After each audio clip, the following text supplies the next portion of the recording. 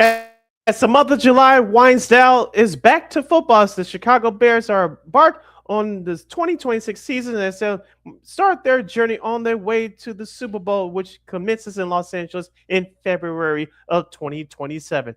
In baseball, the Chicago White Sox get a much needed split from the New York Yankees, while the Chicago Cubs take 3 out of 4 from the St. Louis Cardinals in the Show Me State of Missouri. In basketball, does Karl Anthony Towns receive a quote unquote hometown discount from the Knicks? And we'll have other sports media news, including Tony Romo told by CBS Sports to take a seat. And we'll have other sports media nuggets as well. I'm Sid, that's LaKeena. The Friday Fun edition of Second City Sports starts now. 10, 9, 8, 7, 6, 5, 4, 1. Keep him on the field. And this one, drive into left center field. Going back is Churio at the wall. Get out! Robert Jr., his 4th of the season. And the Sox take the lead 2-1. Armstrong gets into another one. Sends Edman back. He's watching it land in the stands. What a night from Pete Crow Armstrong. Goes wide, up the guard again. And he scores. What a play! On Jordan Bennington, no chance at all for the Blues netminders. Connor Bedard. Wow. Getting what a pass. Buzelis with the fake on the drive. J motions left. They're blitzing. It's picked up. Caleb throws. Middle of the field. Love will catch. Breaks away the 30. Love the 20. Love the 10. Love the end zone. Touchdown Bears.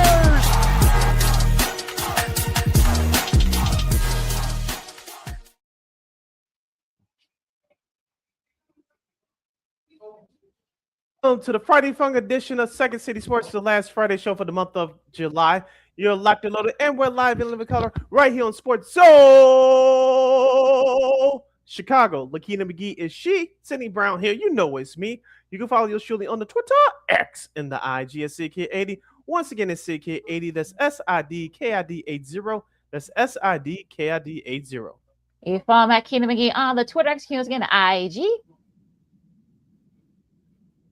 Be sure to download that Sports Zone Chicago app wherever you get your apps. Please follow Sports Zone Chicago on all social media platforms on Facebook, X, Instagram, and YouTube. And if you're watching us live in the living color right now on YouTube, after you like the video, if it allows you, please hype the video so you can get this content out to as many people as we can.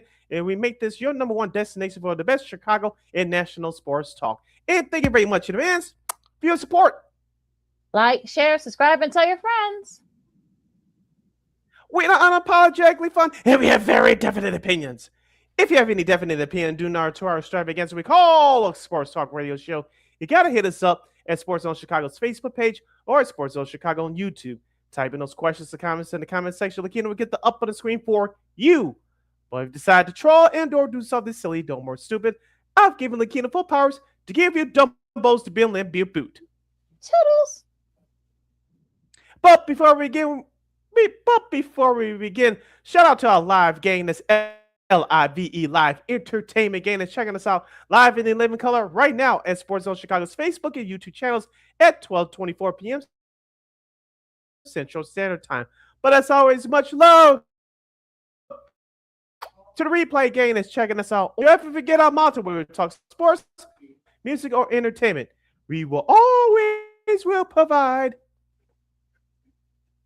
We'll be buying some of the best Second City Sports in this last show for the month of July.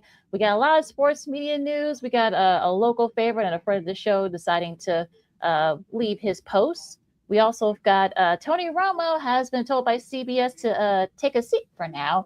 And also so many other sports media news, including LeBron getting a last dance treatment from ESPN.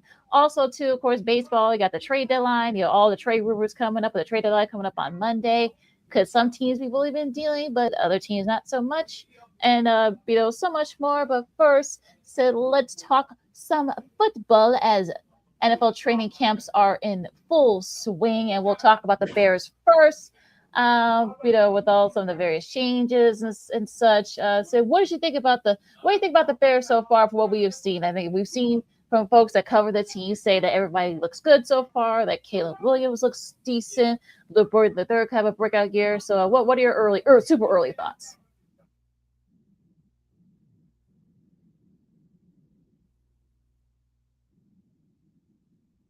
Okay, yeah, we'll get into all the other stuff, the behind the scenes stuff that I heard from what's been happening on the field. It's been encouraging to see what Caleb Williams and the guys have been doing. I'll focus in on the offense first.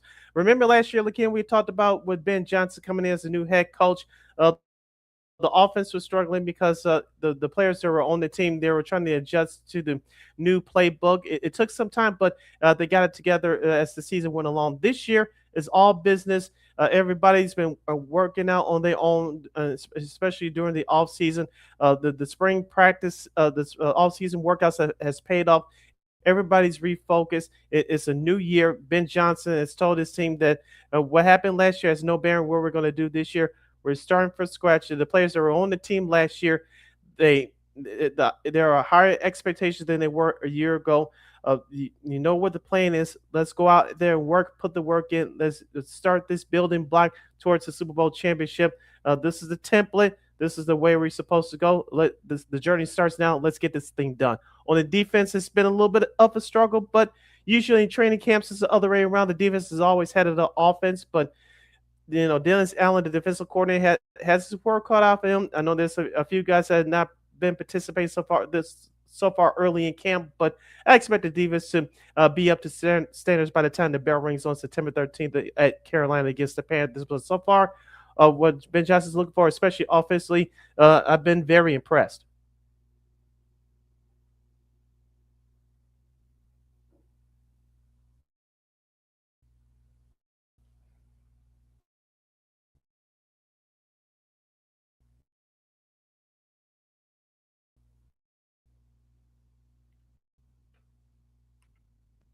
Talk about the Chicago Bears as they started training camp earlier this week at Hallis Hall.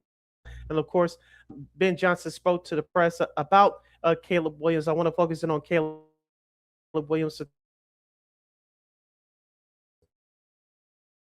a third-year quarterback out of USC. Of course, he's in the second year of the Ben Johnson.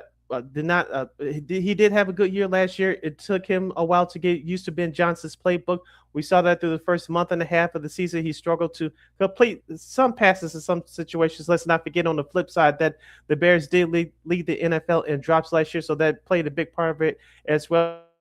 But as the season went along, Caleb Williams progress each week, getting better as the Chicago Bears starting quarterback. And I know Caleb met the media the other day. He talked about how he lost 10 to 15 pounds in the offseason. He has a better understanding of the playbook. He doesn't mind Ben Johnson coaching him harder. And it sounded like, for what he said to the media the other day at Hallis Hall, that he's more self-aware of himself as becoming one of the leaders of the team. He has other his younger teammates are looking for him to better leadership of what's going on with the situation with the Chicago Bears. It looks like him and Ben Johnson have become a tight knit, not just a tight knit group of friendship, not just a friendship off the field, but on the field as well as coach and player. You like to see that from a young quarterback, as everything's been placed on his shoulders as being the former number one pick in the NFL draft in 2024.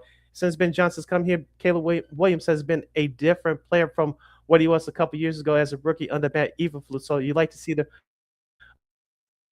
a progression there from your franchise quarterback.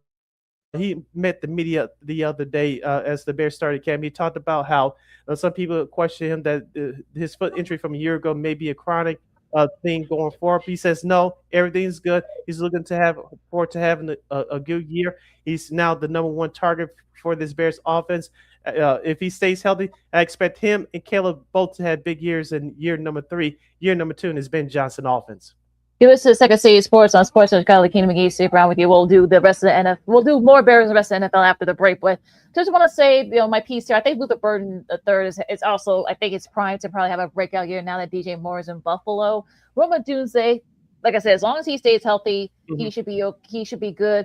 Colston Loveland, look, he had a breakout year last year, but you got to think that some teams are starting to figure him out. So that's going to be really the thing here is, can Loveland duplicate what he did in his rookie season? Now, well, like I said, we'll talk about this after the break, but the defense is really going to be the most concern for me, especially with Kyle Gordon going to be starting on the PUP list, and you don't know what you're going to get from Tyree Stevenson. I will say, though, Kobe Bryant he's kind of taking on this leadership role, which is great. So you know what you're getting with him, and he has a ring, so maybe people can feed off that. I think Devin Bush could be a nice pickup on the wide right side of the linebacking core for that Bears defense. There still is a lot of question marks, so and I think that's really going to be the thing we'll talk about that after the break. Yeah, as you mentioned, we'll touch on the Kyler Gordon situation. There's some things that I heard from Ryan Pauls and Ben Johnson that perked my ears. And like you said, we'll get into the defense, and we'll get into the Darnell Wright contract situation as well. We'll get into what happened in practice earlier today, and we'll go around the NFL with some of the news and nuggets from the rest of the 31 teams in the NFL. I'm Sid. That's LaKeena. Stay right here as more football talk continues right here on Sports Zone Chicago. Hey, it's your boy, the Superback, Sean Sierra, and be sure to follow Sports Zone Chicago on all social media platforms, on Facebook, Instagram, and our Roku channel. You can find us at Sports Zone Chicago, and on Twitter, we are at Sports Zone Shy. Also, be sure to download our mobile app so you can take Sports Zone Chicago with you on the go.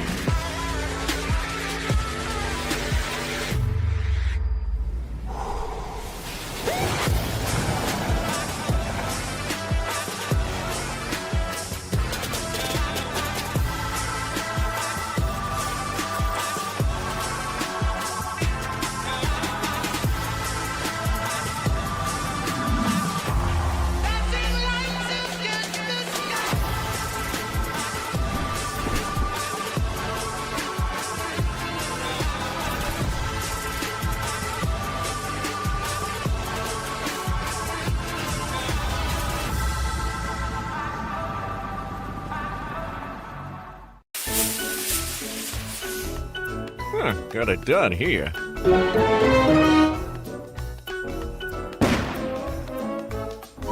Ouch! And we're gonna make sure you lit this time.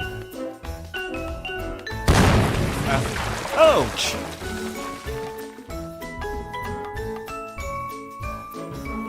You're not gonna get me this time. Ow, Manny! Whoops!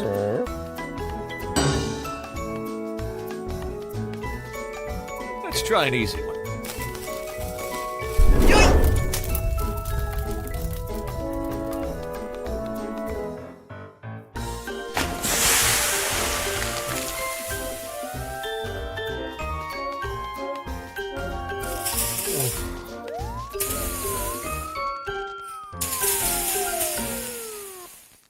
Every day we take steps to keep the people we love safe, but some health risks are easy to miss. Ticks hiding in the yard can spread germs, like the ones that cause Lyme disease. Mice searching for food can spread bacteria that makes us sick. Mosquitoes lay eggs in standing water and can spread West Nile virus and more. Cockroaches are drawn to water in the home, leaving behind allergens that can trigger asthma attacks. Common pests can threaten our health. Learn how to protect your family at pestworld.org. Hey, this is Corey McGetty, and I listen to Sean and Maya on the morning show.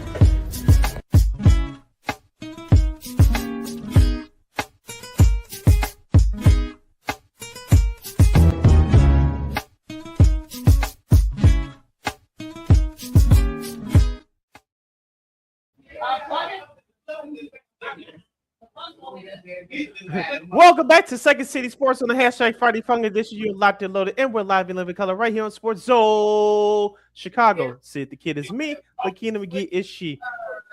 You can follow yours truly on the Twitter, X, and the IG at SidKid80. Once again, it's SidKid80. That's SIDKID80. That's SIDKID80.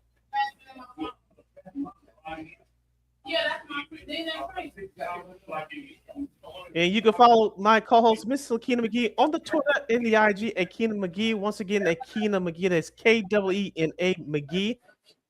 And we're talking Bears and the rest of the NFL for the rest of this half hour in our football power hour training camp edition style. So if you have any questions or comments regarding those subjects, you can definitely hit us up at Sports Zone Chicago's Facebook page or Sports Zone Chicago on YouTube. Type in those questions or comments in the comment section. Yours truly or LaKeena will get them up on the screen for you. Just wrapping up continue our Chicago Bears discussions as they opened up camp a couple of days ago. And before we get to the defense, I wanted to finish my statement about wide receiver Roma Duze is entering his third year on the University of Washington. Besides talking about his personal expectations staying healthy for the upcoming 2026 season, one of the reporters up in Hallis Hall the other day asked him what's been another surprise at camp thus far. He said wide receiver Khalif Raymond, who was signed as a free agent from the Detroit Lions. Rome talked about Khalif Raymond being a veteran presence in that locker room, helping them becoming a pro, helping them reading wide receiver routes with more precise, teaching them the tricks of the trade of how to become better players in the NFL. As we talked about on this show before, you need veteran guys like that for as a young team like the Chicago Bears that need to grow. They need to learn how to win. Of course, they won 7 out of their 11 games last year. They won in the last minute. And some of those young guys did step up at the end, but they need that veteran leadership. Khalif Raymond, the wide receiver from the Detroit Lions, is been a big help thus far to those young wide receivers in that locker room. And I thought that Roman Duce gave a good answer to the press the other day. Khalif Raymond being a big difference in that locker room for the Chicago Bears in that wide receiver room.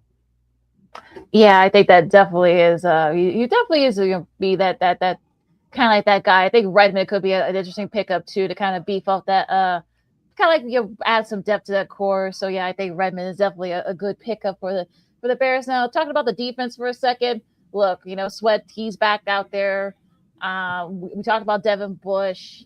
TJ Edwards, he's on the IR right now, but on the puppets I should say, but he should be back soon. That's what Ben Johnson said. Kyler Gordon is really the big concern here. I mean, unfortunately he hasn't been able to stay healthy, so that's been a problem. So yeah, that's really going to be the number one issue for me, especially with that front seven, especially no pass rusher. Yeah, I want to touch you on that Kyler Gordon situation. I'm glad you brought that up. I don't know if you caught the presses of Ryan Poles and Ben Johnson earlier this week before practice started. Both of them used the word frustration in terms of Kyler Gordon and staying healthy. As we talked about 1,000 times before, when Kyler Gordon is healthy, he's one of the best young defensive backs in the league, but he's been more injured than not. And the best availability, we talk about in sports all the time, the best ability is availability. And unfortunately, Kyler Gordon has been unavailable to play due to his various injuries. Now, if you paid attention to Ryan Poles' introductory press conference the other day, of course, Kyler Gordon signed that extension about around this time last year, so he's here for another couple years. But Ryan Poles was asked how frustrating has he been with the process of getting Kyler Gordon back on the field. He said it's been very frustrating. I think it was Brad Biggs or Dan Reederer, one of the two, asked him, like, how's the communication been between you and the players? Like, the communication part of it has been, I'm paraphrasing, has been not good. So Kyler Gordon, as we found out this past offseason, he sacrificed a lot of time instead of going back to his hometown. He stayed here in the Chicago area to get treatment, but wherever it hasn't worked. And when you start to hear stuff like that, LaKeena, it causes frictions between the player and the team. I know team doctors work for the team, but sometimes players do not trust the team doctors for whatever reason. They trust their own doctors because they've been with them longer than the team doctors. But if the Bears do not get the situation under control, i.e. Kyler Gordon get healthy and start playing, this could become a real big problem. Yeah, and I think the doctor he has, I think he's been with him since college. So I think that's probably why that he's kind of trusting this doctor as or not the team doctor. So that's a problem if that's the case. But I mean, I think they need to figure this whole thing out, and I think that they're going to have to, because if not, I mean, this is going to be a distraction all year, especially if he has to miss half the season. So, and look, there's already questions about the Bears defense, that front seven as it is. So, and also too with the secondary, I know. Look, I think Brian definitely gives you that leadership and experience. Tyree Stevenson, you don't know what you're gonna get with him. Jalen Johnson, he has trouble staying healthy as well. And also Dylan Thiedemann. Yeah. I mean, we know he's fast, but can he look? This is totally different for the Big Ten defenses he faced when he was at Oregon. So that's a lot of question marks here on that secondary for the most part. So yeah, you hope that this whole thing with Kyler Gordon does become a distraction. Yeah. And we'll get to another potential distraction coming up in just a second, but just wrap it up on the Kyler Gordon situation. I know there was many Bears fans on my timeline that said, "Oh, why don't the Bears cut him now?" He has a fully guaranteed contract this year. If you want to cut him, you had to wait till the offseason. Yep. So stuck with Kyler Gordon either way for this upcoming season. If you're going to move on from him, you'll have to wait until this offseason. Another potential distraction that could take place, but it seems like things are on even keel as of right now as we go back to the offense, LaKeena. Offensive tackle, Darnell Wright, he's up for a contract extension this year. Yeah, there's been reports out for the last 24 to 48 hours that said that relating to Darnell. He wants to stay with the Chicago Bears. He intends on to resign with the Chicago Bears. It's not a matter of if, it's a matter of when. And he likes to get it done before the start of the season. If that's the case, if he gets that taken care of, that's going to be one less distraction for sure that this Bears team can move on from before the bell rings on September 13th against Carolina. Yeah, and I think that's going to be sort of like the big thing here for them. And look, it would have been ideal if your Bears want to get this thing done before camp. But look, if he says, hey, look, I want to stay here long term, 3 or 4 years, maybe with a lot of incentives, I mean, that's fine. If you get it done before the last preseason game, great. As long as you get it done for the season, he's been very productive on that O-line. Look, Bears are actually one of the best O-lines in the league last year. So hopefully this is just look, Wright seems like the kind of guy that's a man of his word. So if he say he wants to stay, then cool. But hopefully he can figure it out, the sooner the better. Yeah, and like the point I was going to bring up, he played with the shoulder injury last year, and so we talked about he did a very good job holding down the right side of the offensive line last year. If he stays here long term, this better going to help this Bears offense, Caleb Williams, and the rest of the team. And if you let this go towards the offseason, and assuming that Darnell Wright plays well again, and if he stays healthy for the most part, that price tag is going to go up. And if you're Jim Ryan Post, you cannot afford to lose him, because I know the Bears are up against it in terms of the salary cap. We saw the moves that he had to make this offseason. But if you lose Darnell Wright during the offseason with that price tag potentially going up again, it could be trouble. So hopefully this contract extension will get done before the season starts. It'll be better for Darnell Wright, and it'll be better for the team as well. Anything else before we move on? Because we got a lot to discuss about on field and even off field stuff around the league. I know earlier today in practice, Luther Burden dropped the pass, but he came back and made a couple of big catches. I know Kyle Monangai missed his second straight practice, but that's not a big deal. And we could have another left tackle battle on the left side of the offensive line. I know Braxton Jones is potential favorite, but there's a couple of rookies that could be, but you're trying to take his spot. So we have to watch out for those storylines as it develops, as well as we get into it early here in camp for the Chicago Bears. Agree. You're listening to Second City Sports on Sports Social Chicago. LaKeena, McGee, Sidney Brown with you as we go around the league as NFL training camp begins all over the place. And well, we'll start with this. I guess you can't go home again. Deebo Samuel, after a couple of seasons away, he's returning to the San Francisco 49ers on a 1-year deal that's worth up to $7 million.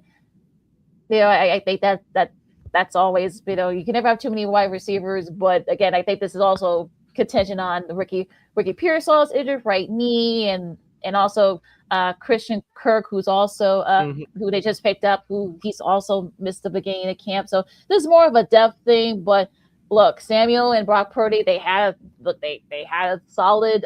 They were a solid tandem when those couple of years those couple of years he was here, his first couple of years. So, and Samuel has had his struggles in the last season with the Commanders, of course. The 49ers traded him a couple years. Well, last year I should say, and now he's back. So I guess this is a good thing for the 49ers. I mean, he knows the system, and look, we won't talk about the Kyle Shanahan stuff. Look, y'all, if y'all got your theories about that, whatever, we're gonna stick this stuff on the field. But I think this is a good pickup for both sides. Yeah, like you said, Deebo Samuel is familiar with the system. And the question is for him, because he suffered through various injuries last year too when he was with the Commanders. How much does he have left? You mentioned with the depth on that roster for the 49ers. Did you know that the 49ers have the oldest roster in the league? And I believe they're the fourth team to have offensive starters outside the quarterback position. They are age 30 years or older. Troy Williams is part of that group. Mike Evans. I think Christian McCaffrey is up there as well. So I think there's three other teams. I heard this earlier today. I think there's 3 or 4 other teams that have tried this, that their offensive starters outside the quarterback that are age 30 and over. The 2004 Tampa Bay Buccaneers, the year after they won the Super Bowl. Remember that team missed the playoffs and they broke that team up. The 2003 Denver Broncos and the old 1992 Washington Redskins, the year after they won the Super Bowl. They beat Buffalo the year before. So it's already that it's been done before, but it's very rare. And we all know on the NFL level, when you get to age 30, you're considered a quote unquote senior citizen. But for the 49ers, I agree. This is more about depth here. Deebo can stay healthy. I think he can be productive. They still have some decent wide receivers with DeMarcus Robinson there, as well as I just mentioned Mike Evans, who they acquired from Tampa Bay early in the offseason. So how long will this last with this quote-unquote old group on the offensive side of the ball? We shall see. But on paper, the 49ers are still stacked, but it's going to depend on the right arm of Brock Purdy. Yeah, I think that's really going to be kind of like the thing here, because Purdy didn't have his best year since with the 49ers last year. He got that big contract. He has to play like that contract, because people are going to be questioning that. So, and I think having Evans there and now Deebo back, I think that's really going to help a lot. Hopefully Kittle can stay healthy too. So that's another thing. The defense, look, Fred Warner, he looked great. Hopefully he can avoid injuries. I know they picked up a couple of guys in the draft. Nick Bosa, he has to stay healthy too. So it'll be interesting to see if the 49ers, can kind of like salvage it. I mean, look, this is a very tough division, with in that NFC West. Of course, you got the Rams and the defending Super Bowl champ Seahawks. Arizona, I mean, they could be. I'm not saying Arizona could possibly do something with because they got a new coaching staff, but they could be an intriguing. They could be an intrigue. They'll definitely give some teams fit. So yeah, I think this is kind of where I'm at with the NFC West. And let's not forget one of those 5 starters that are over the age of 30. He's age 32, and that's tight end George Kittle. He only played half a year last year as well. So if he can stay healthy, that's another big target that Brock Purdy can rely on, like he did a couple of years ago when Kittle was healthy.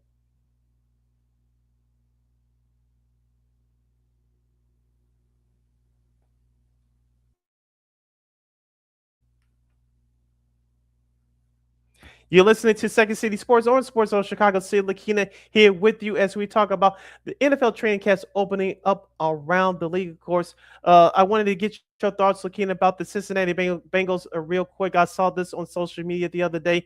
There's been fights among teammates already. Jamar Chase going after a couple of defensive linemen. They had to separate themselves. Nothing too much thankfully happened after then. Nothing serious going on with that, but I find it amazing every year that I get it. You're getting back to work, and I know football's a tough macho game, but sometimes I know people want to believe, well, the reason why they get into fights because they're sick of each other.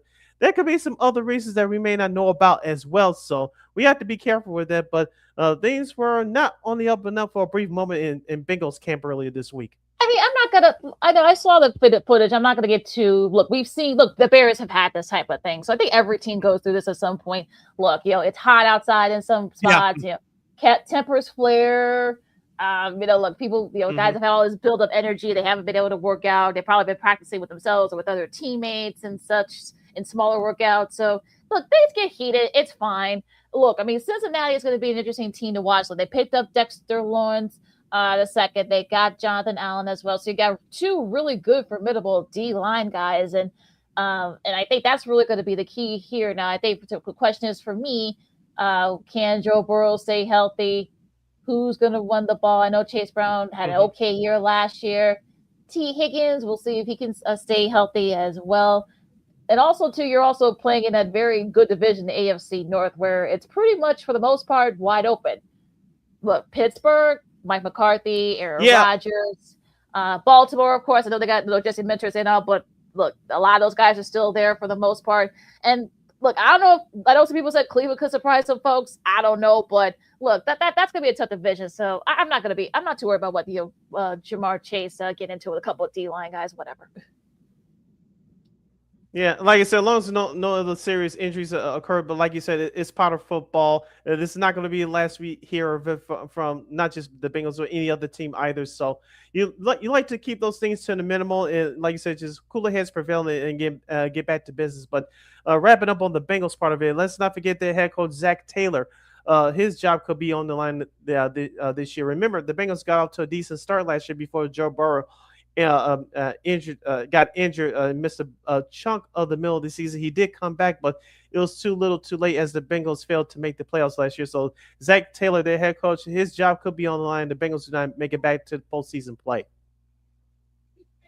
Yeah, I totally agree. So yeah, so like I said, we'll see. We'll see. It's going to be very interesting and such. Now, another sort of like big news and whatnot. Chris Olive, he signed an extension worth up to $152 million.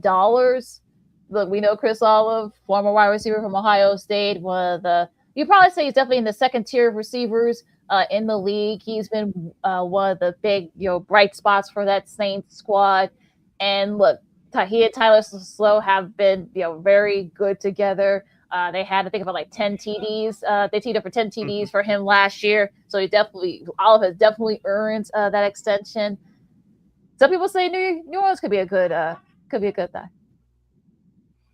Yeah, like you said, Chris Olive is one of the fastest wide receivers in the league. You love his separation coming off the line with that burst of speed that he has, and he definitely has one of the best hands in the league as well. As you mentioned, him and Tyler Show connected for a 10 touchdown catches and receptions last year as New Orleans. Even though they failed to make the playoffs, they made good use of that combination, especially as the second half of the year went on.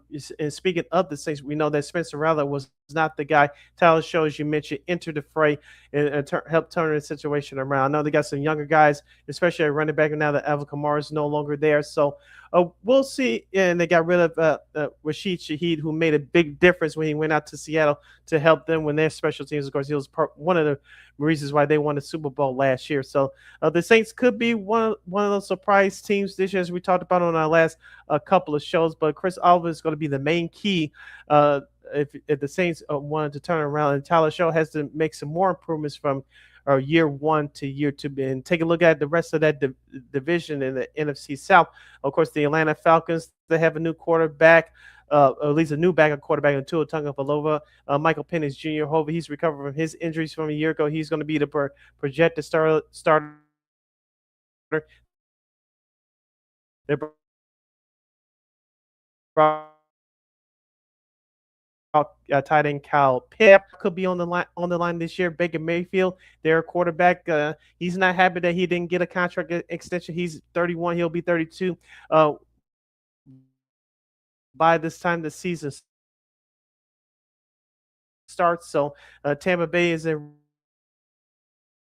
rebuild mode there. They're trying to trade one of their defensive star tackle defensive end out of the University of Miami. So Tampa Bay had some work to do there on their defensive line. And of course, you have the Carolina Panthers, who the Bears will open up on the road on September 13th. Of course, they're the defending division champs with an 8-9 record from a year ago. Can can their quarterback take a big step? Bryce Young to this year, we saw signs that he could do that last year, especially in a couple upset wins they had last year over the Rams, to name a few. They have a nice young defense to be. The mark is going to be on the Carolina Panthers this year. Can they finish the year at 500? Can they even duplicate what they did a year ago? So those couple of the teams that I just mentioned at the top, they start to struggle. Maybe you have been sneak into the playoffs. Let's not forget Cam Jordan, the veteran defensive end, who I thought the Bears should have taken a look at to sign to fit the defensive line. He decided to go back to the Saints. So we'll see what happens with the New Orleans Saints as we get ready for the 2026 season. You listen to Mr. One on the program. I found an interesting article here on CBSSports.com. Zachary Perales had an interesting article ranking the top 10 players in every offensive position.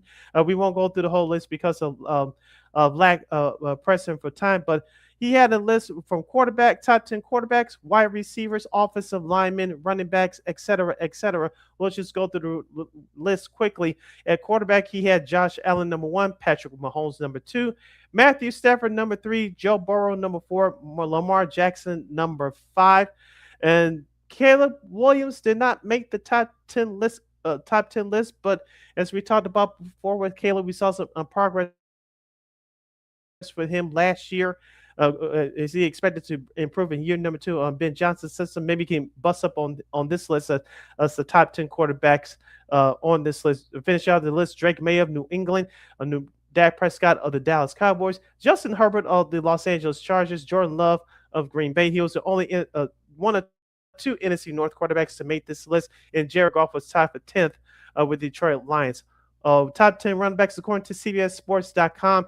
Bijan Robinson of the Atlanta Falcons, who is expected to have a big year, followed by Jahmyr Gibbs of the Detroit Lions, Jonathan Taylor III of the Indianapolis Colts. Baltimore Ravens will check in with Derrick Henry at number 4. Number 5, Christian McCaffrey of the San Francisco 49ers. Number 6, Saquon Barkley of the Philadelphia Eagles, not the 76ers. I'm thinking of LeBron for a moment. Devin Achane for the Miami Dolphins. James Cook, number 8. Number 9, Kenneth Walker III, now with the Kansas City Chiefs. And number 10, Jeremiah Love of the Arizona Cardinals. Interesting, you have a rookie running back on this list as a top 10 running back in the league. I just find that appealing. I'm not going to say appalling, but appealing. He had a great college career at Notre Dame, but he hasn't proven anything yet in the NFL. So I thought it was just a little premature to put a rookie as a top 10 running back in the league. How about you? Yeah, I think it's I think that's putting a lot of pressure on him. I think he welcomes it. If you've seen some of his interviews so far as the Cardinals open camp, so yeah, I mean, look, you know how I feel about these kinds of lists. I mean, I'm not this is Zach's list, so I don't, I'm not gonna I don't like talking about this stuff too much because it's his list. Look, I mean, it's his own from his own lens. So you either agree with it or you don't. So I don't want to spend too much time on this because, like I said, I mean, list really gets on my nerves, as much as polls do. Not Ryan Poles, but POLLS. So yeah, this is a good list for him. So I mean, it's gonna be interesting. Bijan Robinson, he's not practicing right now because he wants a new contract, if you remember. So it also too, going back to the QBs, Baker Mayfield, he kind of felt that he's on this list, but unfortunately, I guess I think I'm wondering if Tampa is thinking about maybe, especially with Vita Vea, he wants a new contract. I'm wondering, is Jason Litt and the Bucks, are they gonna, especially if they don't do well in the NFC South after this season, could they perhaps maybe be, maybe tearing it down? I mean, it seems like that seems to be the behavior. It's a strong possibility. Yeah, it's a very strong possibility. It's not.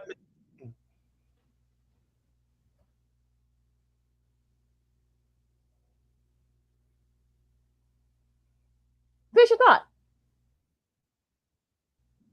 Yeah, it's a strong possibility here, given the fact of how the Tampa Bay Buccaneers finished out last season. Even though they did beat Carolina at the end of the season at home, they still failed to qualify for the playoffs because of the tiebreaker. But as you mentioned, given the fact that one of the defensive tackles wants to be traded and Baker Mayfield's not happy by getting a contract, essentially Todd Bowles' job could be on the line as well. Even though they tried to beef up their defensive line via the draft, it's still much an older roster. Of course, they let Mike Evans go now. He's with the 49ers. So changes could be coming maybe sooner rather than later for Tampa Bay. So you have to watch out for that situation. And just wrapping up on that list, which you hate, the only Bears player to make the top 10 list was Colston Loveland at number 5 as far as the top 10 tight ends in the National Football League. Yeah, that he should. I mean, look, I think he's definitely earned. Like I said, it'll be interesting to see if he can be consistent on that one as well. Now, Darnell Wright actually did make number 10 in the tackle in O-line, offensive tackle. Yes. So, yeah. So you had a couple Bears on those lists. Even though, look, I hate those lists, but look, you see the Bears have a couple guys there deserving. Okay, fine. Our number 1 in the books, our number 2 coming up here on Second City Sports on Sports Zone Chicago. Baseball as the Cardinals lose, the Cubs were able to get 3 out of 4 for the Cardinals. The White Sox salvaged a split against the Yankees. I'm not sure if they looked into it. I'm just saying. Also, some of the latest rumors from Tariq Skubal. Maybe he might be on the move, or a few other as well. Also, Freddie Peralta. The White Sox. Word is that the White Sox might be trying to get him. So a lot to do. And also, we got a lot of sports media news is going to be. Yeah, we got so much, both locally and nationally here, including a friend of the show has decided to call it not a career necessarily, but he is leaving his respective station. So got a lot to talk about here. LaKeena, McGee, Sidney Brown, Second City Sports on Sports of Chicago. Diamond Talk coming up, kicking off hour number 2 right after this. Hey, it's your boy, the Superback, Sean Sierra, and be sure to follow Sports Zone Chicago on all social media platforms on Facebook, Instagram, and our Roku channel. You can find us at Sports Zone Chicago, and on Twitter, we are at Sports Zone Shy. Also, be sure to download our mobile app so you can take Sports Zone Chicago with you on the go.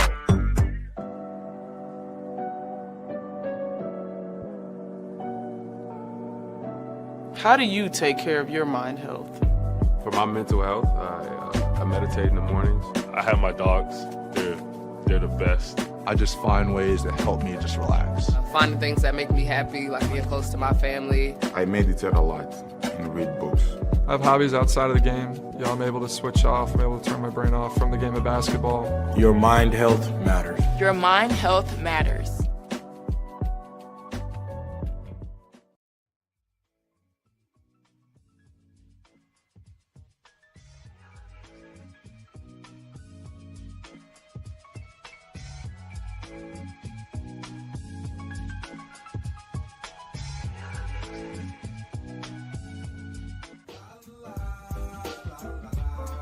It's a romance sport. What? It's a romance sport like that. Your Marine Corps' way of life is to defend the American way of life.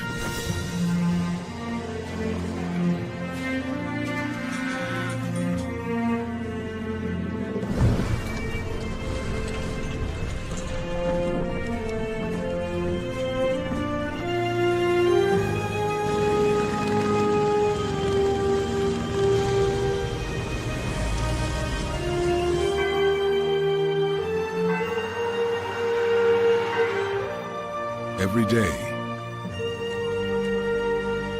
no matter where we serve, we take a stand for our nation, for each other, for us all. The few, the proud, the Marines.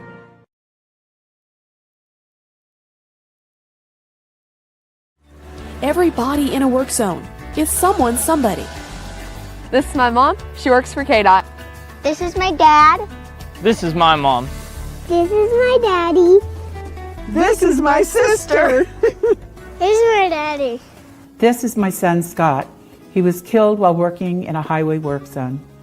When you drive through a work zone, drive like a life depends on it. Because it does.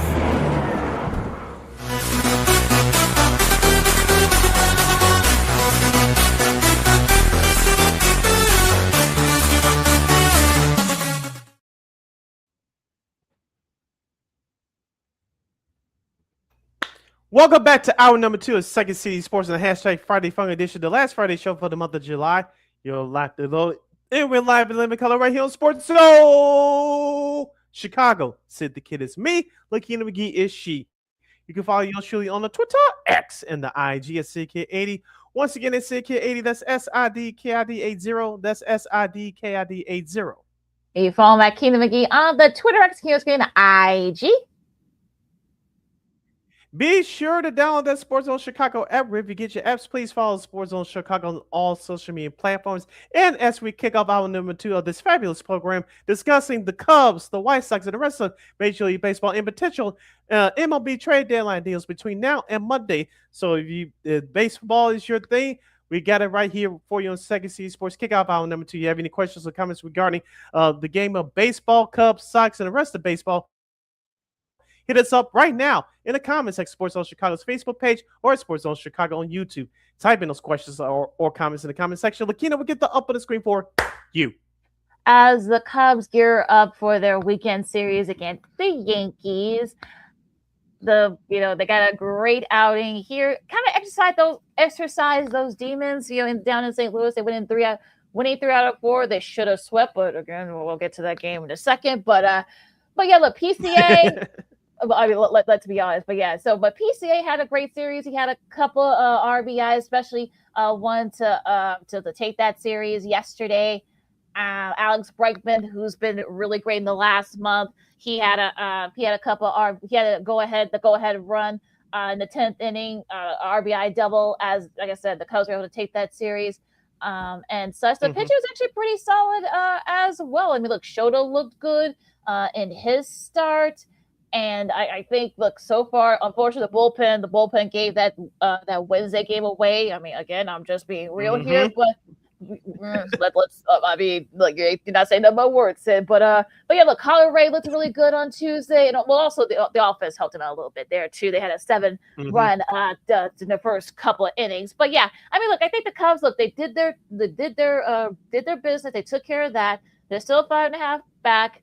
In the Brewers, they're still the leader in the wild card spot. They face the Yankees team who, I mean, look, they've had a lot of injuries in the last few weeks, so you can probably – I'm not expecting them to sweep, but if you can get 2 of those 3 games against the Yankees, I mean, that would be awesome because you're kind of going into that tough part of the schedule. You got the Dodgers coming up after that.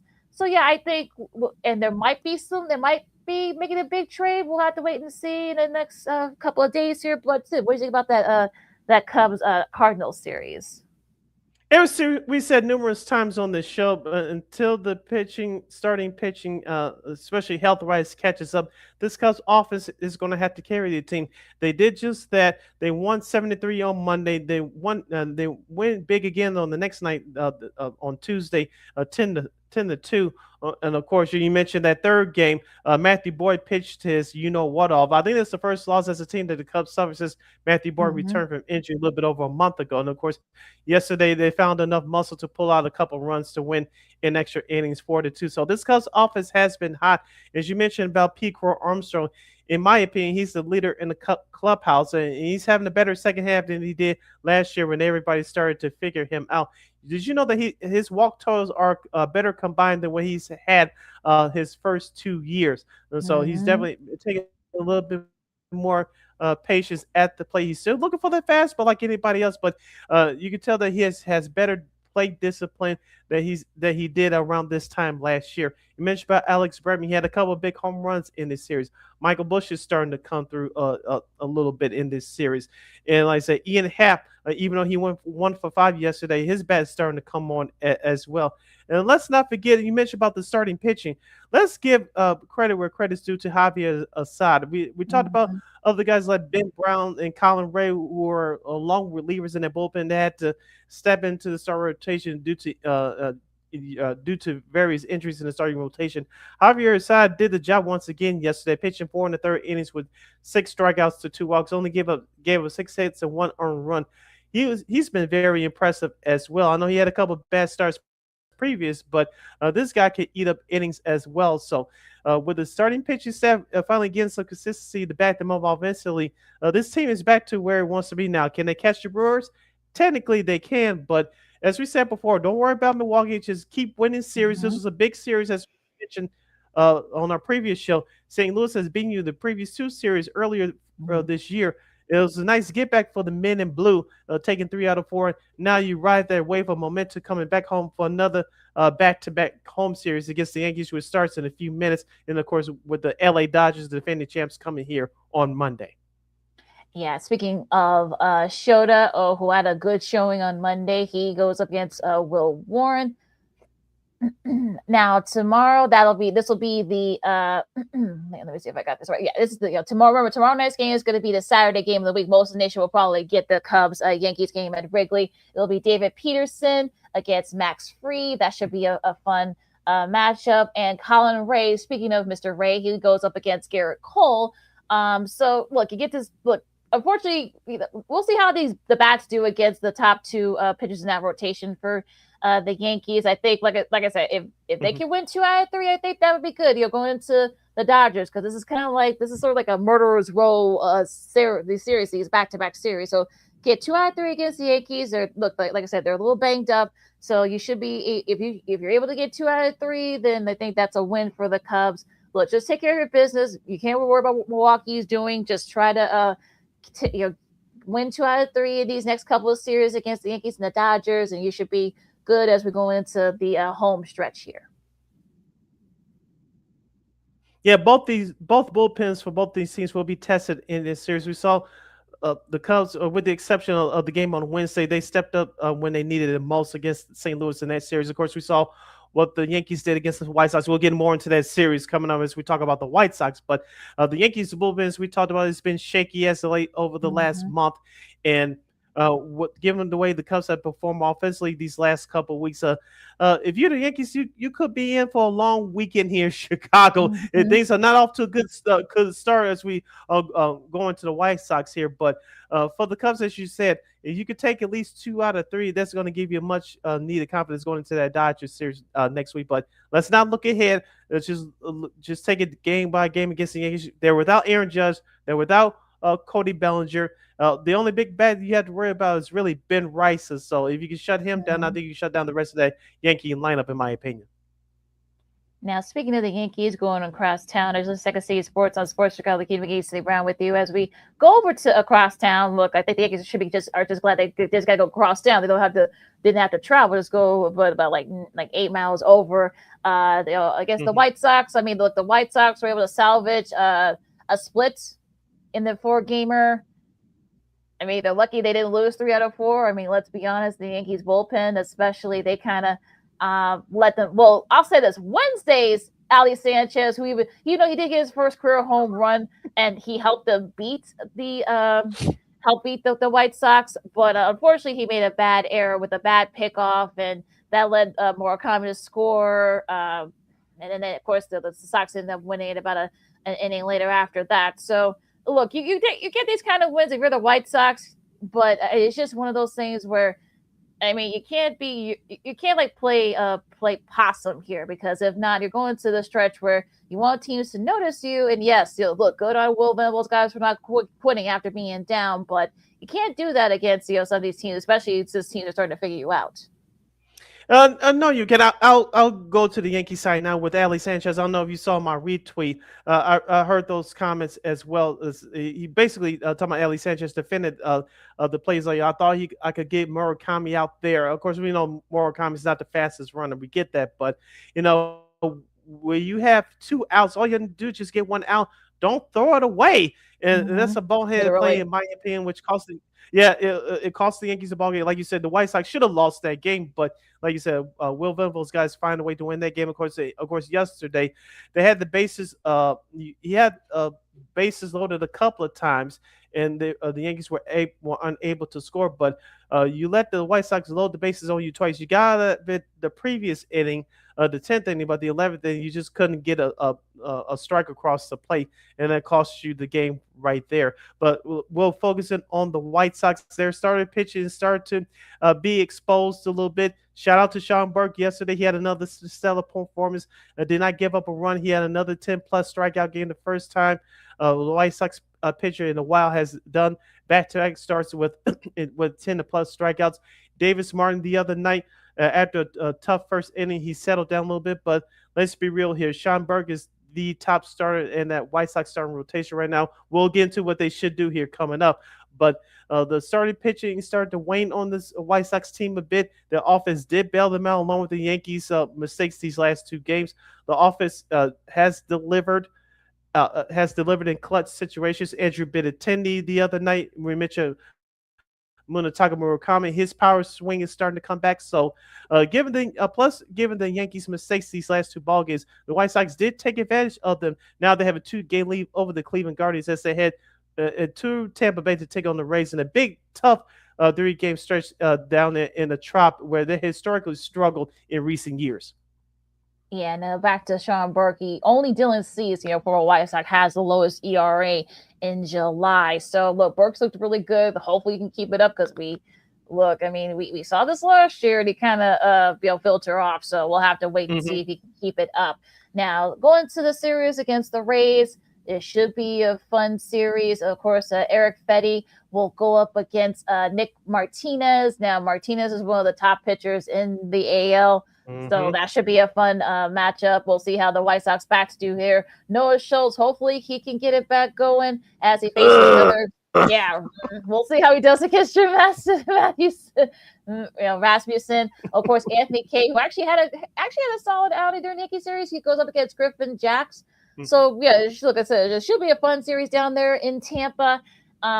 Look, I think this is going to be one of those series where I don't want to say it's a litmus test for the White Sox, but I guess it kind of is if you think about it.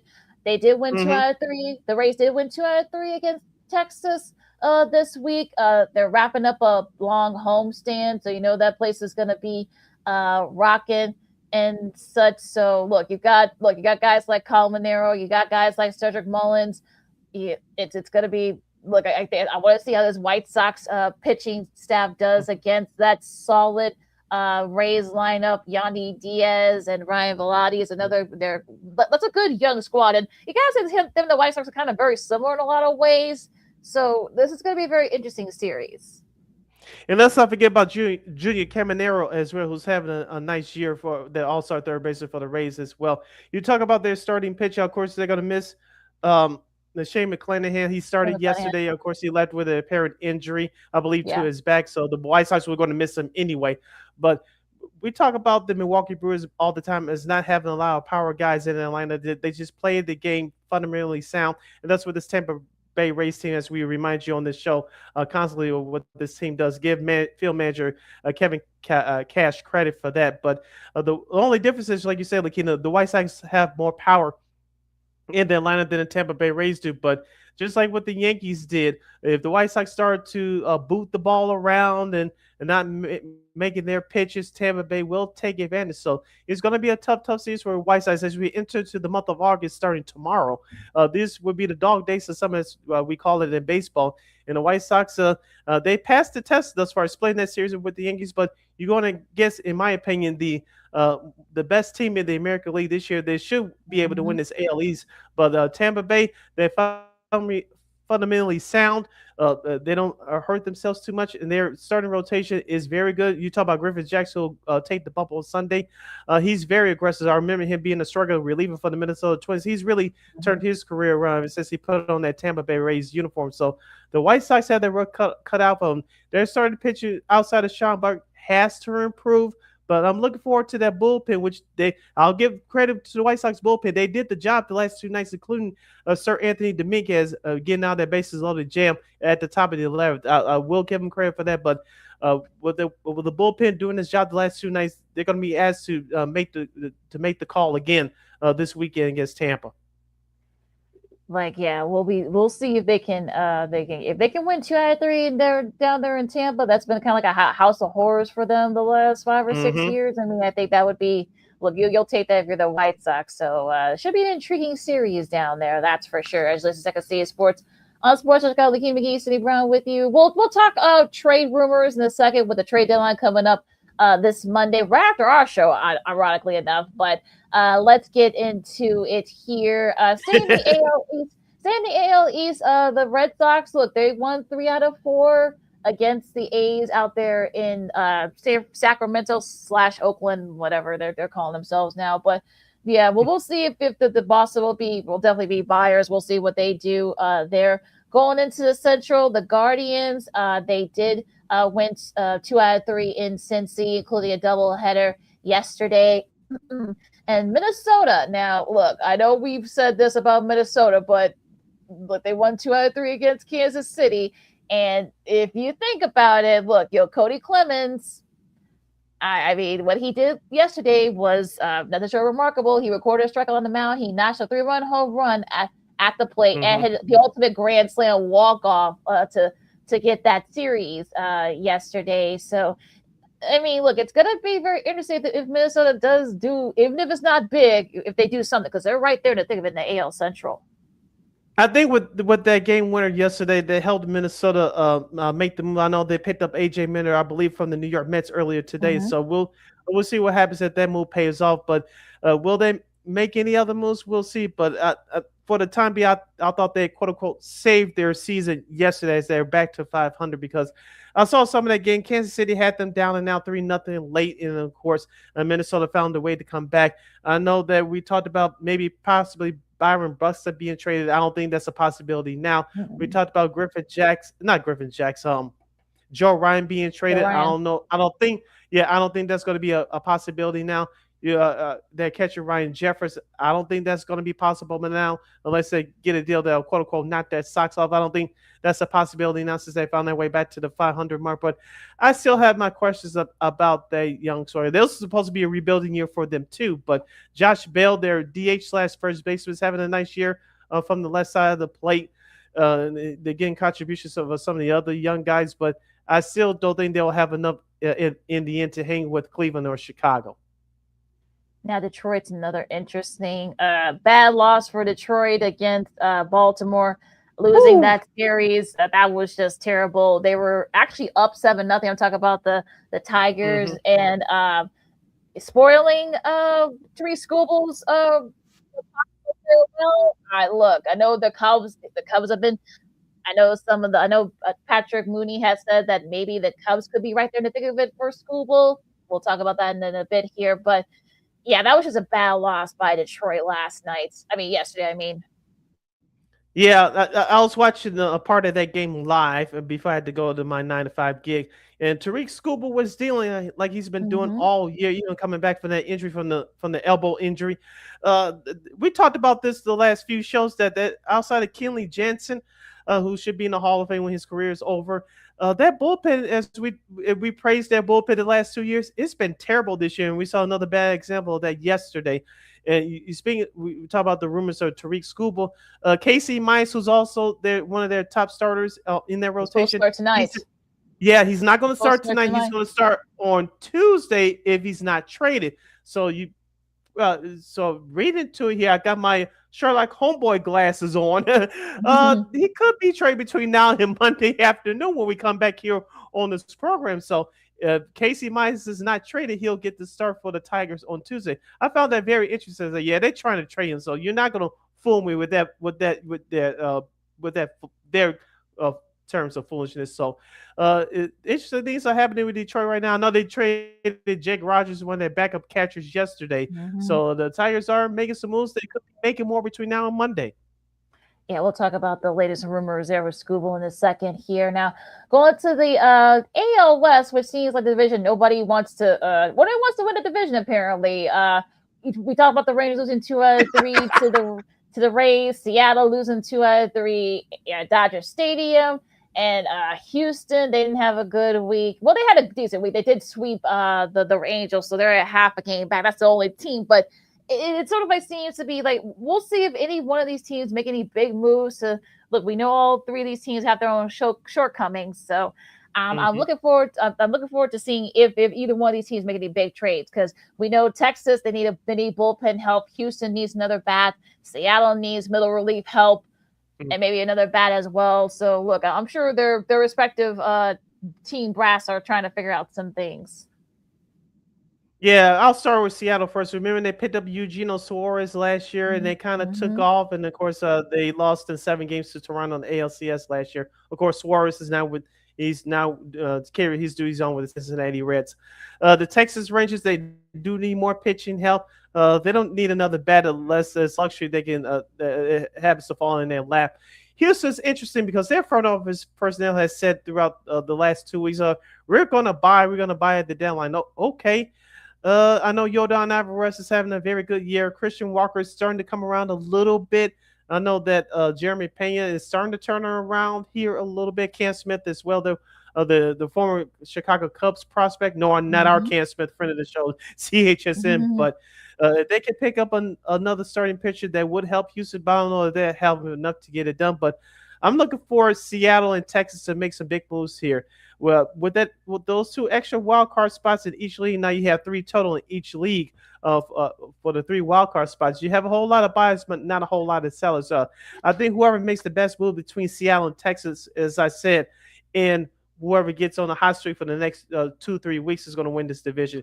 Whoever makes the best move between Seattle and Texas between now and Monday, I think they'll have the division. That'd be very interesting. We'll see what happens there. Now going to the National League. Well, it looks like Atlanta, they've found their they're finding their footing again. Meanwhile, for the Phillies, very disappointing sweep. Being swept by Miami. Now they're back to 7 back. So it looks like Atlanta, they're starting to find their groove again. Even though they did lose 2 out of 3 to the Mets, but even still, the Phillies, they haven't helped themselves. So it looks like Atlanta's going to have control of that NL East, I should say. And guess who's back?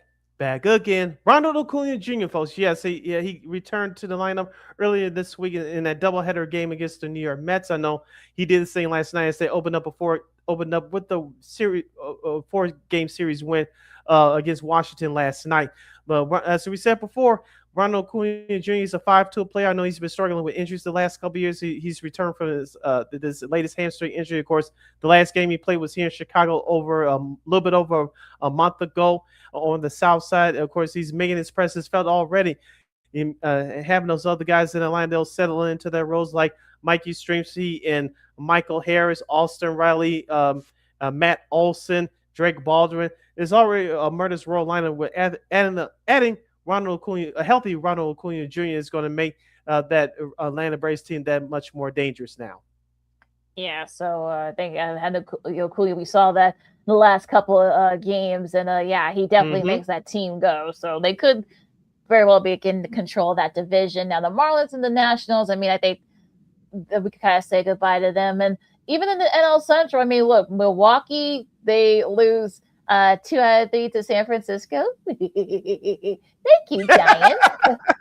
I mean, well, look, I mean, that was just, they scored 16 runs in that. I'll talk about the Giants. They scored 16 runs in that rubber match yesterday. And look, that, they actually were in the bottom 5th.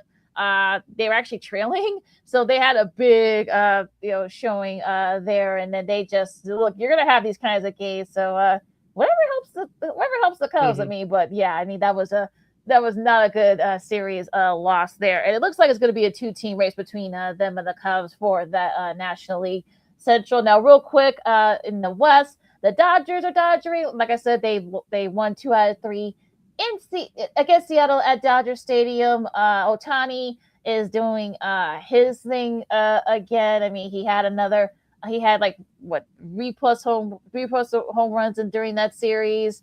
and he had a leadoff home run in that series as well. So yeah, look, the Dodgers are dodgering. I mean, the D-bats, they could definitely contend for one of the wild card spots. We'll see if they make any big moves in the trade deadline. They won 2 out of 3 against Pittsburgh. San Diego.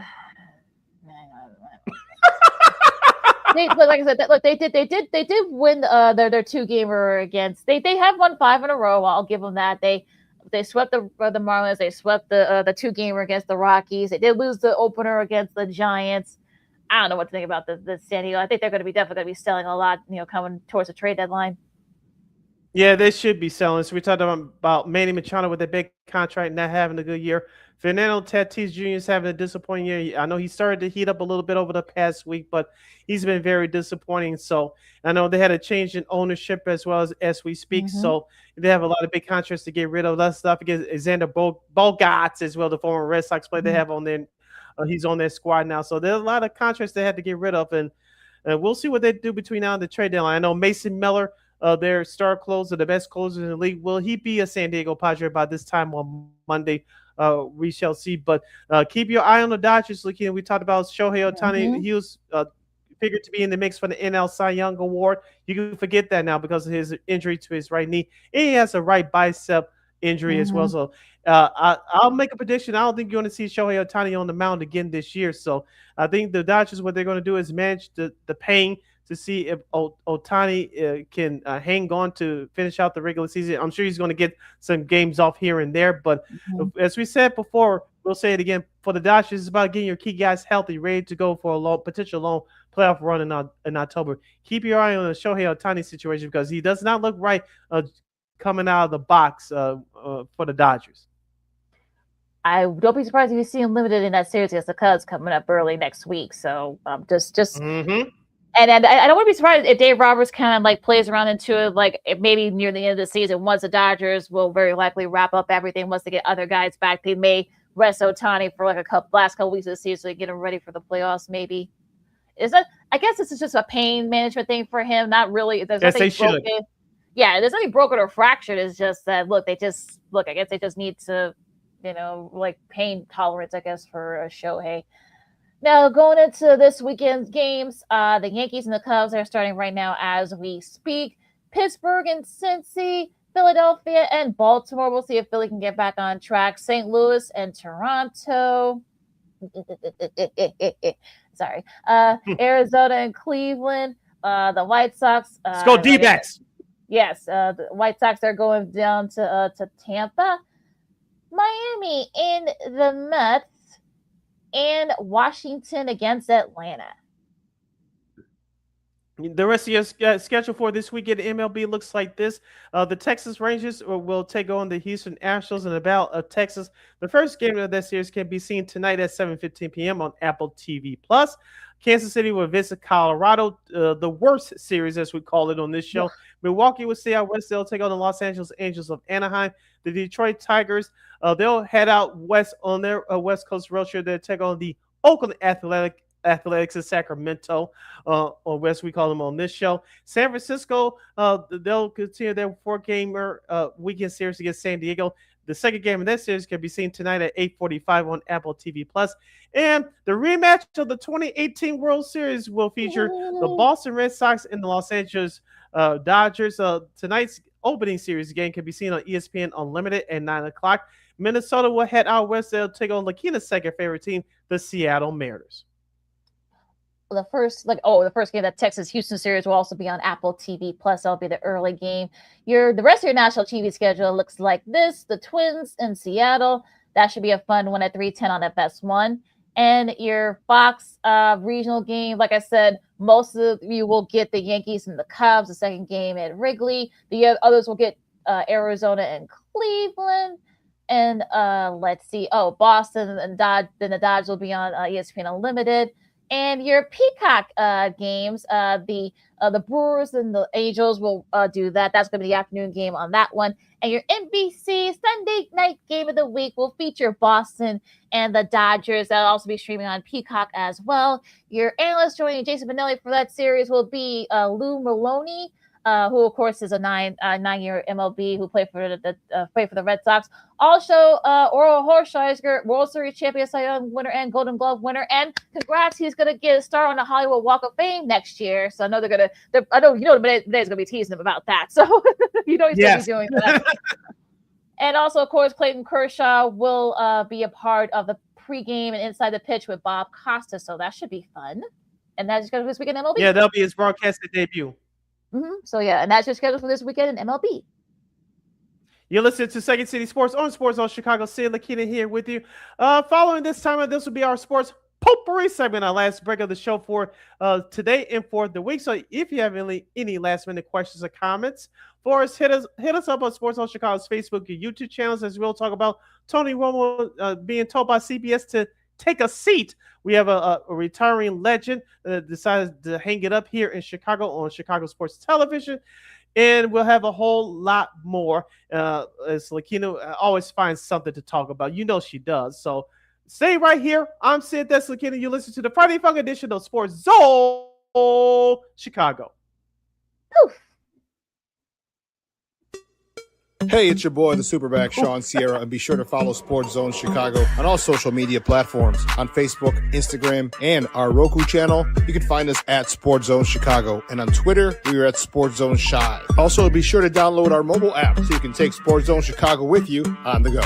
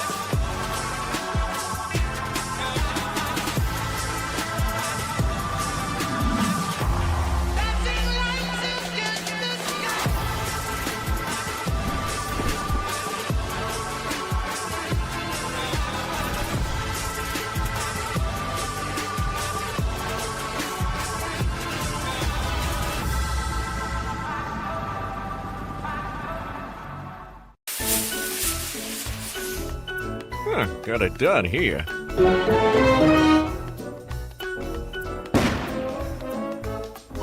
Ouch! And we're gonna make sure you lit this time. Ouch!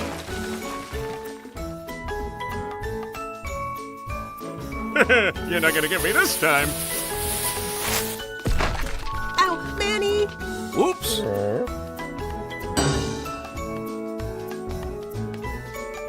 Let's try an easy one.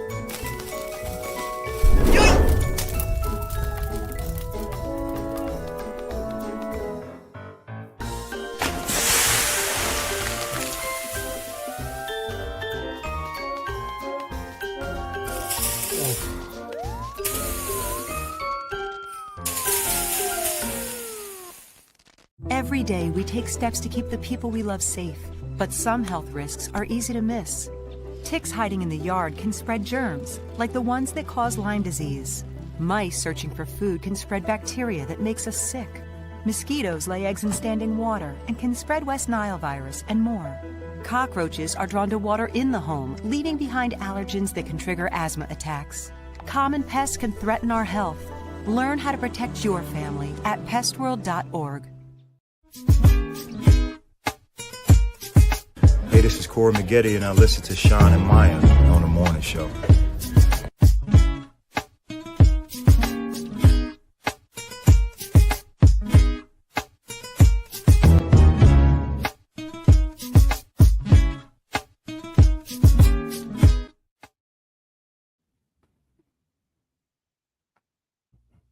Welcome back to Second City Sports and the hashtag Friday Funk Edition, the last Friday show for the month of July. You're locked and loaded, and we're live in living color right here on Sports Zone Chicago. Sid the Kid is me. LaKeena McGee is she. You can follow yours truly on the Twitter, X, and the IG at SidKid80. Once again, at SidKid80. That's SIDKID80. That's SIDKID80. You following LaKeena McGee on the Twitter, executing IG. This is our sports potpourri segment. This is our last break of the show for today and for the week. So, any last minute questions or comments on the topics we discussed thus far in today's show? We talked about the Chicago Bears, the NFL, Cubs, Sox, MLB trade rumors, and a whole lot more. If you have any questions regarding those subjects, any other subjects that we're getting ready to discuss right now, you can definitely hit us up right now at Sports Zone Chicago's Facebook page or at Sports Zone Chicago on YouTube. Type in those questions or comments in the comment section. LaKeena will get the up on the screen for you. Some sports media news. We got a lot of sports media news here. I'm glad we got some time here to get to all of it, most of not all of it. We'll start with the big news that came across the wires at about 10 o'clock, like 10, quarter after 10 a.m. This morning. CBS has told various sources, and it's been confirmed that they told Tony Romo, well, take a seat. He's been placed on leave, and of course, this is stemming from his DWI arrest last weekend.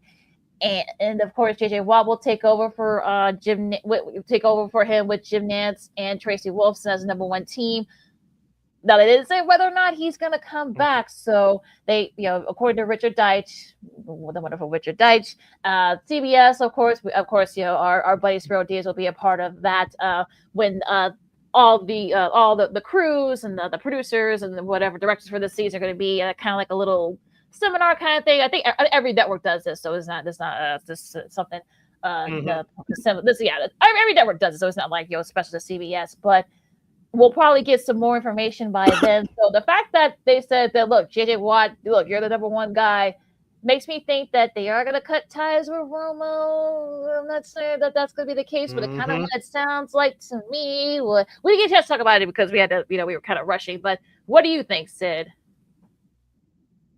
Yeah, that was the first thought that popped into my head. And of course, we talked about Tony Romo at the end of last season during the playoffs. I know some executives at CBS that had some issues with him going into last year. So that on the top of what took place in Wisconsin over a week or so ago, I think the writing is on the wall for him. But like you said, we'll see how this all plays out. I think the timing of this is kind of ironic, like you said, because all networks and all your four professional sports have seminars with the broadcasters what they expect for the upcoming year. So if Tony Romo's name is not on the list for this upcoming year, you can bet your bottom down that he's gone for CBS. Now, where Tony Romo land in the future, who knows? But like I said, we had to wait to see how this all plays out. But I had that same thought set as you did when I heard this morning. He's on leave, so and I'm sure they're trying to go through the legalities right now. If they get rid of him, how much do we have to pay him?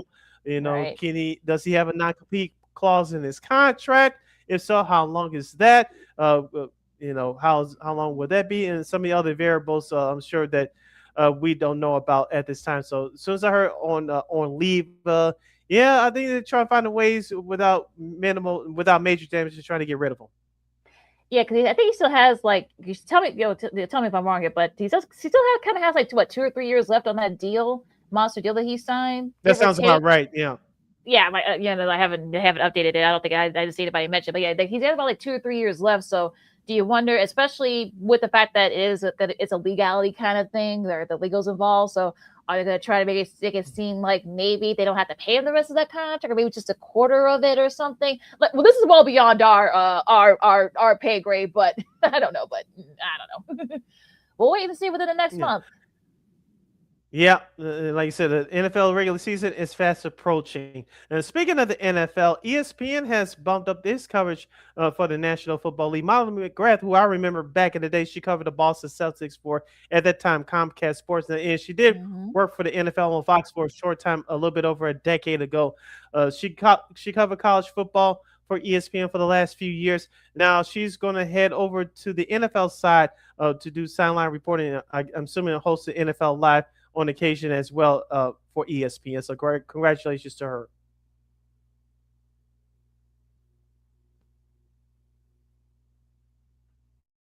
Oh yeah, look, I've been a fan of Molly's for a long time, and she's really good at she was great doing college football for years. So I'm a little surprised they would pull her out of there to but look, she's going to be doing sideline reporting for the NFL for their coverage, and also that she's going to be chipping in for for NFL Live when Laura Rogers isn't there for whatever reason. So yeah, I think that's someone who's really good. So Molly is probably one of the best silent reporters out there. So yeah, I think this should she's gonna do a great job. Yeah, we definitely give it 2 thumbs up here on Second City Sports. Before we continue our national sports media news, let's bring it back here locally. Of course, Jarrett Payton, the son of the late great former Bears / Pro Football Hall of Fame running back Walter Payton, of course, friend of this show, of course, friend of the old D and Davis show as well. A former host of the old CLTV sports feed. He decided to call it quits after 10 years at WGN Television, saying that he wanted to spend more time with his family. He says that he's going to be back at the station with a special role. I didn't get a chance to watch the whole episode. We'll probably talk about this on Monday, more in depth on Monday, LaKeena. But I saw clips of the last GN Sports Tonight show that he did last night with Josh Fryman, another friend of the show, in the old D and Davis show as well. I know Josh Fryman put out a great post on his Instagram and on his X account as well. It's like when we started Sports Feed 10 years ago, I didn't know what to expect, but I gained a friend and I gained a brother as well, just paraphrasing here. So, but Jarrett Payton brought that energy whenever we had him on this show. We had him on a few years ago whenever he did the sports broadcast for a television sports broadcast for WGN, various interviews he did around town, especially on now 104.3 The Score. He brought that energy, he brought that passion. Yeah, he did a hell of a job at it. The station is going to miss him. So to say to Jarrett Payton, job well done, my friend. Salute. Good luck to you on his next adventure, his next endeavor, as he's raising a very strong family. I believe he started his own production company as well. Yeah, so I expect that to take off here soon as well. Yeah, remember he did a show over at the old IMS Chicago studios in the old State and Harrison studios there. That's where I interned for him. Did social media for him and for other buddy, a friend of the show, Sean Davis. But I think I saw his statement. I think I took it to heart. That I saw his letter, very heartfelt. Of course, we know that he's a very I don't want to say emotional guy, but he's he definitely wears his emotions. And I think people don't realize how especially sports anchoring and reporting, people don't realize how big of a grind it is. And it's look, we've had people on here talk about it. Look, it's not for the faint of heart. You got to have, your family stuff comes second. Even for single people, we've had single people who have said the same thing. Like, yes. I think I remember. Like, I think I remember we had somebody on that said they had to break a date with somebody because there was some big stuff happening, and unfortunately they're not together anymore.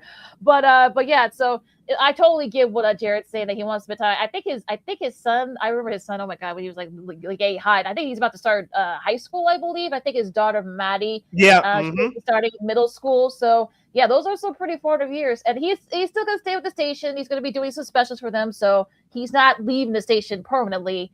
But yeah, so good for Jarrett. And look, he's gonna kill it whatever he does. Now the big question is who's gonna be the main sports anchor reporter over there. We got 2 great ones that we've had on the show multiple times. You just mentioned one, Josh Fryman, our other girl, Miss Caitlin Sharkey.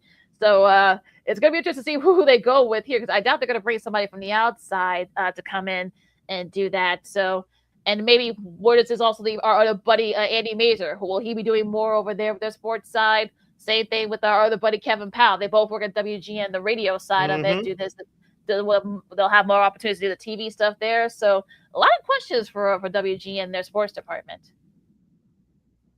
Yeah, I think this is bigger than WGN, but looking at local stations across the country, and we said this during COVID. You can have with creating less, you still have the same jobs, but you eliminate less people. You can have 1 or 2 people do multiple jobs and pay the same as you could if you bring in bigger talent. So I think this is a reduction in talent. You have less people doing more work, and like we said, we not just seeing it on the local level, you're seeing it on a national level as well. So, and that's what stations like WGN, who are under the Next Group Media, if I have that correctly, have that group's name correctly. So in the Next Star Group Media. And so you have these big conglomerates. So we don't see value in sports or other areas of the news department. We can cut that down in half or eliminated completely. So that's what WGN is. A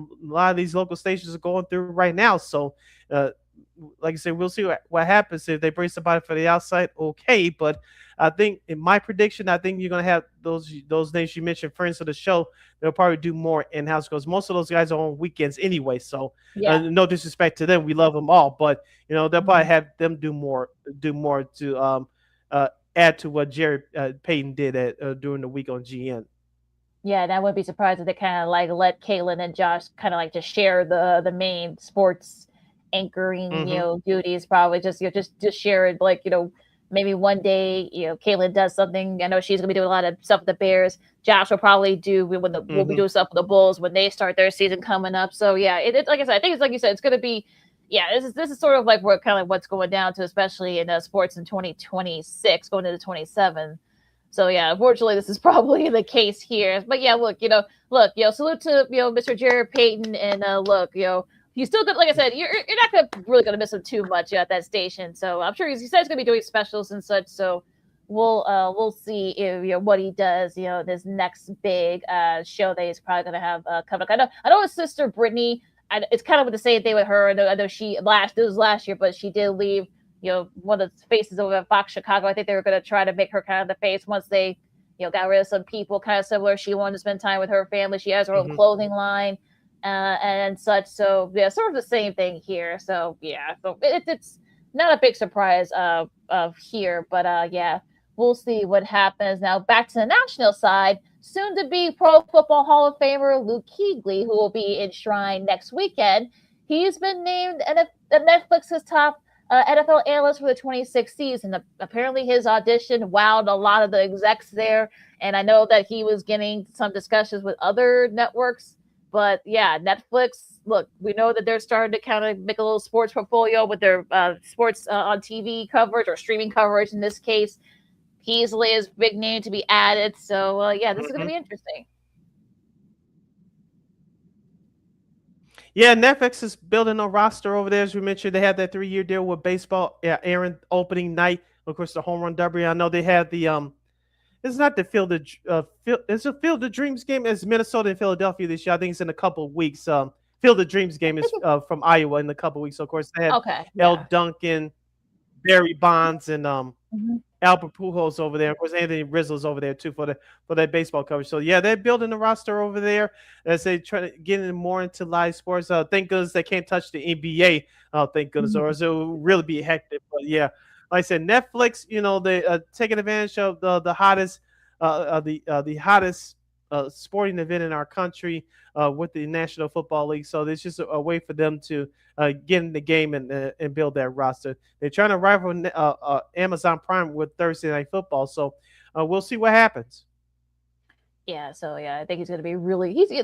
I'm sure we'll hear it next week when he does his Hall of Fame speech. We know he's got a great personality, so I'm sure we'll see a little bit of a preview of that next weekend. As you listen to Second City Sports on Sports Social Chicago, LaKeena, McGee, City Brown with you. We got even more sports media news. You thought we were done with sports media news? Oh no! Oh no! We got a little bit more here, and Shabuzi is the. It's going to be doing the new college football anthem on ESPN.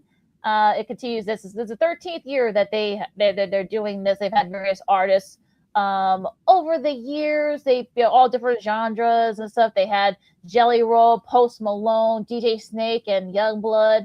Now they go Shabuzi's High Noon. That's Shabuzi's new track featuring Gunna. That's the official theme. If you haven't heard it yet, it's very up tempo. It's very kind of like not really a techno kind of thing, but it's a little bit of hip hop, a little bit of techy, techno stuff from back in the day.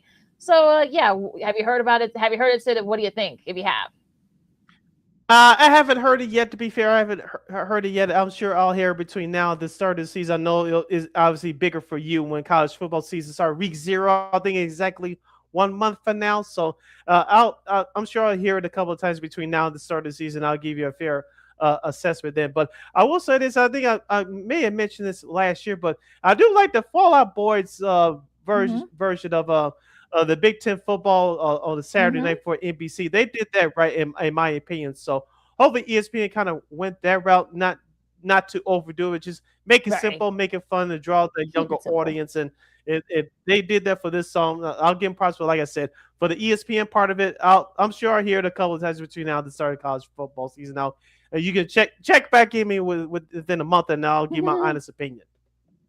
Well, yeah, that's fine. So yeah, but even still, well, you know what? Since we're going to keep it with the theme here, speaking of the Big Ten Network, they announced their TV lineup. Of course, we'll have them on sometime next month or the next couple of weeks. But our friend of the show, Mr. Dave Revson, who will be starting his 20th year. He's been there since the network.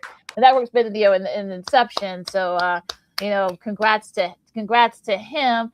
And some familiar names, of course, he, Jerry Donato, and Howard Griffin, and Jake Butt will be doing the football training camps coming up within the next few weeks. They're going to be traveling in various spots, on the East Coast side. Anyway, now some of the other some of the newer guys are going to be joining this year. Kenyon Barter, Ryan Kerrigan, Brett Hundley, and so those are some of the new names that are going to be coming in. Of course, Matt Millen, 4-time Super Bowl champ. Also Brock Vereen, another Super Bowl champ. Tanner Morgan, the former standout at Minnesota. Jared Thomas, who the former O-lineman at Northwestern.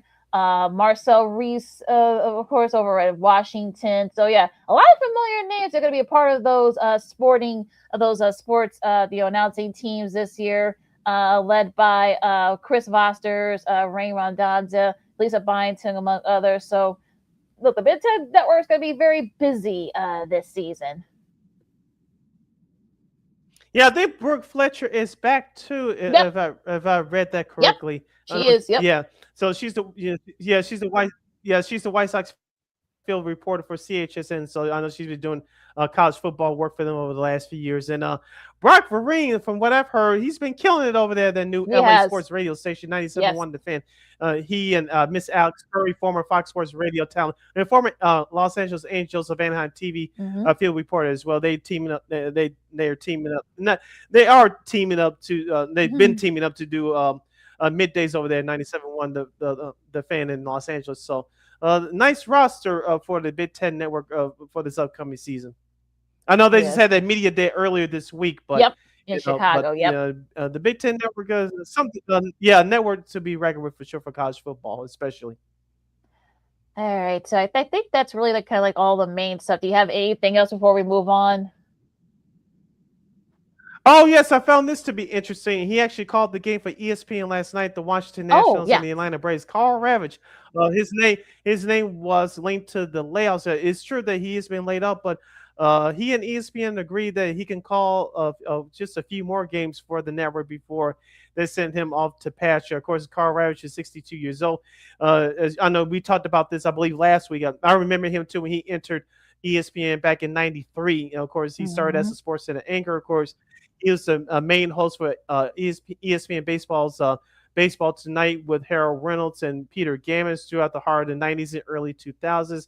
He did a great job. Of course, he transitioned over to college basketball and college football during the later 2000s and early 2010s. Of course, he's been doing MLB baseball over the last 4 or 5 years with the transition from Sunday Night Baseball to what ESPN is doing now with their limited coverage. So I found it to be interesting, but I was happy to see him, even though it's going to be not for too much longer. It was nice to see him back on the mic and back on television last night.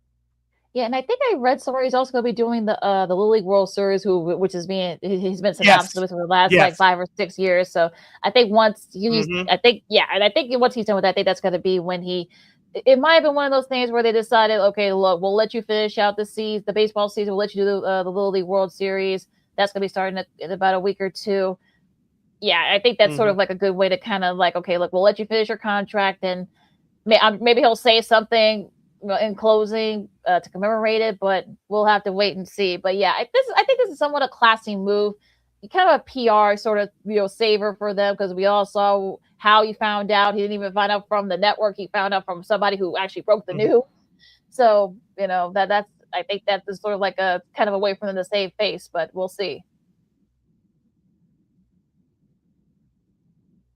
You're listening to Second City Sports on Sports Zone Chicago. LaKeena here with you on our Sports potpourri segment right here on Sports Zone Chicago. We still have a couple minutes left before we close up shop for the weekend. I'll read this headline for you, LaKeena. You tell me what you give me your thoughts on this as we transition over to the NBA, in particular LeBron James. NBC Sports Philadelphia, your TV home for the 76ers. They are weighing in, adding courtside voice for the Sixers after LeBron James, of course, announced last week that he's going to be joining the Philadelphia 76ers for the next couple of years. Okay. Interesting. I think that's kind of like a thing where, well, also if you want to like connect that, apparently ESPN and LeBron's production company, they're going to be doing like kind of like a Last Dance type of documentary that's going to be airing during the season. So again, take those things for what it's worth. Philadelphia. Yeah, I don't know. But that's I always say, LeBron James and his team, they like to control the narrative, control the storylines. He's a passive aggressive guy. They like to take aim at what they think how people should think and all. They like to take control of stories and whatnot. And so with this Last Dance type of documentary, I'm not surprised that he did this. You saw the success that Michael Jordan had during the pandemic, discussing the '98 season of the Chicago Bulls. Of course, it was a Michael Jordan story with him discussing his whole life and his career. So LeBron James is taking that same approach. We'll see how much off the court stuff that he's going to get into. I'm sure some things are going to change during this process, but we're all waiting to see the final part of how he's going to narrate this thing, how he's going to control the narrative with this, or will he carry himself as the quote-unquote greatest player of all time? How much credit we give to Michael Jordan? There's going to be a lot of subplots and a lot of storylines to this, and we're just getting started here. Yeah, I think this is definitely going to be I'm sure we'll probably learn more and more about all this stuff as the season approaches. But yeah, this is going to be kind of like something to look out for. So we'll see what happens here. Now, again, if you believe all this stuff about LeBron and such, but yeah, that part of it is really going to be kind of like, well, he and his team, they know what they're doing. So we'll see if they can make a big kind of like a beeline here for this. Now, the good news is, NFL Network. For those of you, since the NFL Network joined forces with ESPN, merged with ESPN over the weekend. Now it's going to be part of the Xfinity network. So unfortunately, it's still not available, but that's still a question mark for them. And I know it's got Xfinity, so. I mean, still a lot. I would have thought that maybe they would have figured something out by now, but now with this merging with ESPN, I'm sure ESPN's like, okay, guys, get it to go here. Now they did add on the ESPN app, on there, but get it on Xfinity. I'm speaking for my buddy Sid and the millions of other customers who have Xfinity. Yes, and you couldn't have said it more perfectly. And if I stick my foot in my mouth any further, I'll be in trouble. So we'll leave that there. Well, since we have a couple of minutes left. Unfortunately, we don't have a picture of this that we can put up. But did you check out the Stacey King mural on the near north side? Yes, I saw a couple of pictures of this on social media the other day. It's on. I forgot the exact address, but it's on the north side of Chicago on West Fullerton Avenue.